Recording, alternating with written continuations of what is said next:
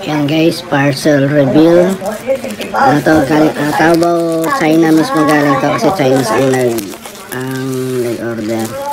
Check natin, shaver ang in-order ko. Check natin guys, medyo okay ba yung quality. And wow, so yung quality niya. Tapos ano sa isa, ito yung inclusion niya. Wow, may kasamang gunting. Ano ba to?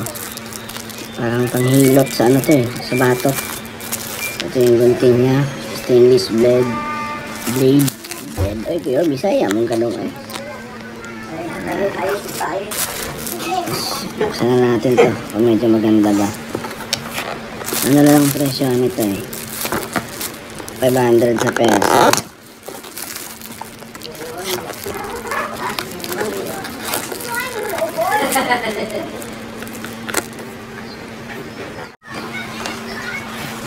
Meron pa oh. May manual. Wow, kompleto. Merong charger. Merong gunting. Ayan guys, 500 natin. Wow, okay din. 100 lang, may kasamang gunting, suklay. Tapos yung tela ng pang barber. Tela pala ng pang barber to, yung sinusuot. So worth 500 mo, sulit na. 500? Sa peso lang to, converted. Ano, tag 70 lang to eh. Ha? 70 sa ano. Taobao?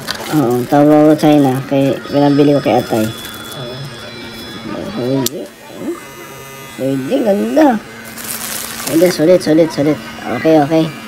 Maganda. Maganda yung quality yan, mabigat. Okay, goods quality. Babayo detective.